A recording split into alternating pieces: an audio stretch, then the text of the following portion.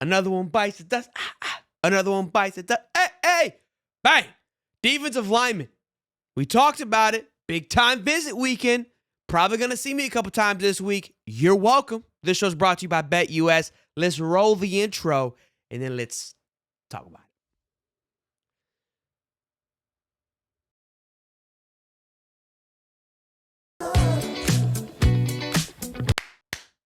There we go. Tavon Coleman. There was two defensive players, that were visiting this weekend. 2 for 2. Bang, bang.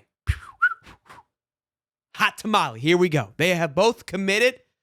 You love to see it. Defensive line player. We're going to take a look, and we're going to break down the scholarship list.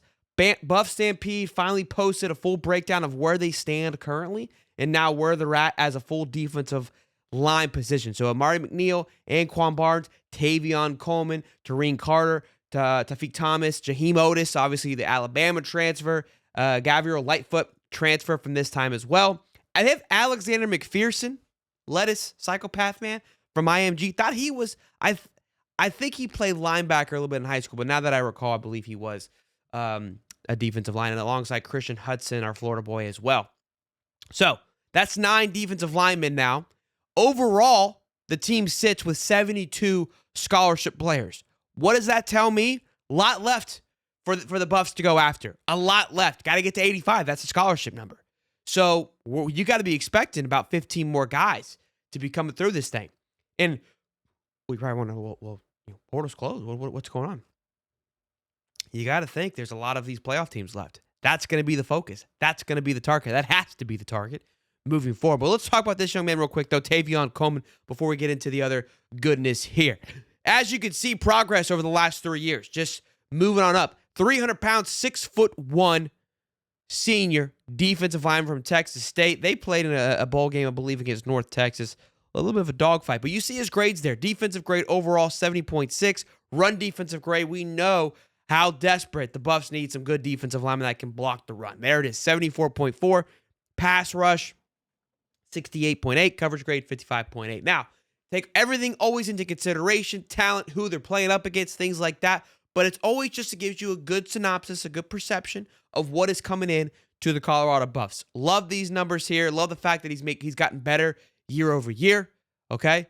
Love what they've got, just coaching-wise on that defensive line. I think the D-line, outside a little bit of a run defense, was all in all, I would say, a better year than the year prior, and you expect those things to progress. So, again, that adds 9 defensive tackles / D linemen alongside 7 edge players with Arden Walker, Keaton Wade. Good to see that Keaton didn't leave, although his brother left.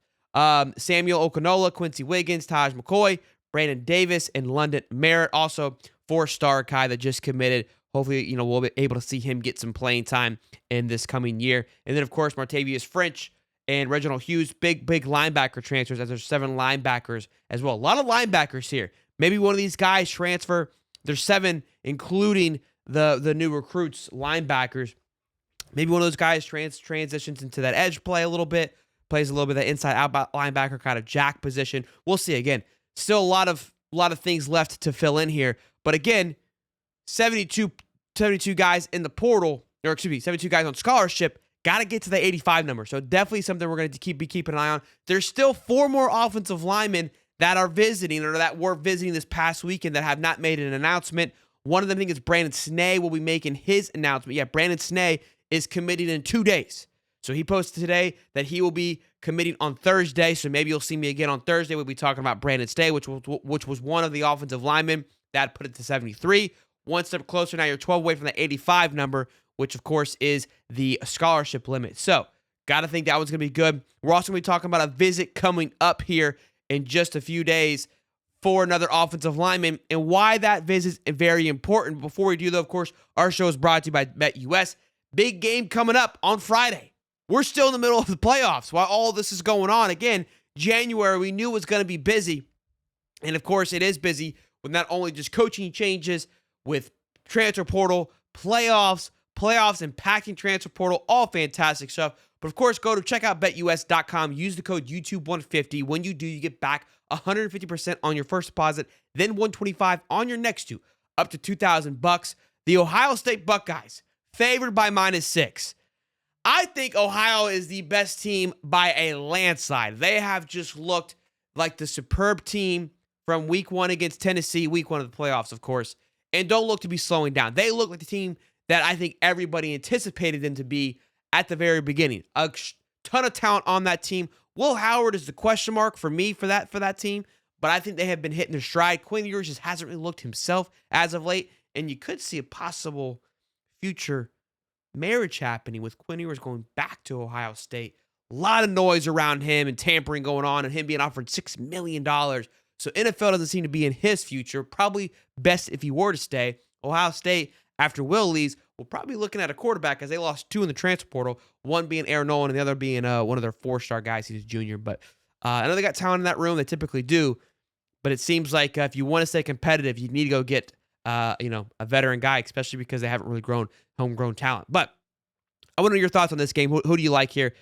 Texas just hasn't really looked very dominant all year, to be honest with you. Every time it's time for a big game, lose to Georgia twice, squeak by Arizona State.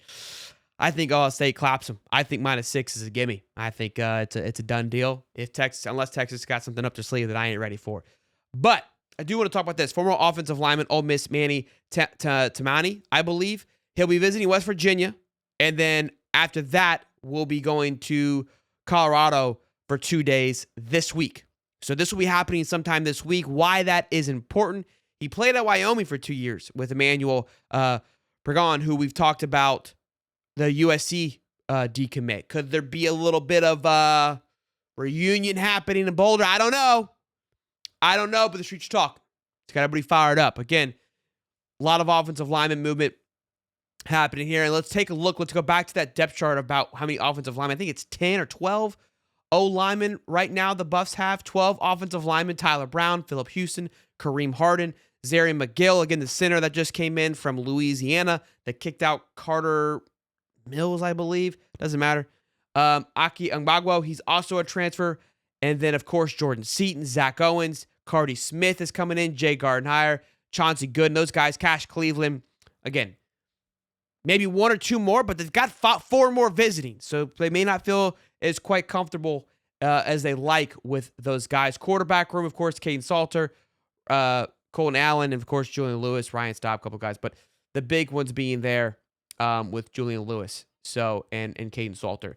So, again, we'll continue to keep an eye on the chart here with, again, 72, working on 73, possibly come Thursday with Brandon Snee. 85 is the number. The reason I keep saying that number is because, again, that means there's going to be a lot more times you're seeing me talk about these new commits. Once it all comes to a close, of course, I've been telling you all season, we'll do a synopsis of kind of each position group, our expectations, our thoughts, our opinions, but that's far down the road. Of course, still some coaching hires that have to be made, whether they keep the offensive lineman that's kind of being the interim guy right now, or if they go find somebody else. A lot of moves. There's also probably some contracts that'll be expiring at the end of the month. That is something to keep an eye on as well. We'll be keeping you up to date as much as possible, and as more information comes out, we'll try to keep you informed with all of it. So be sure to smash the like button, subscribe. Hope you guys are enjoying this kind of content. If you are, you know what to do. Let me know down in the comment section below how you're feeling about this portal season thus far compared to last season. Who are some targets that you're hoping to get? Where do you think the Buffs need to go moving forward in this transfer portal? Top 3 positions you think the Buffs need to be focused on right now. I want to hear from you. We'll see you on the next one. Peace and love, baby.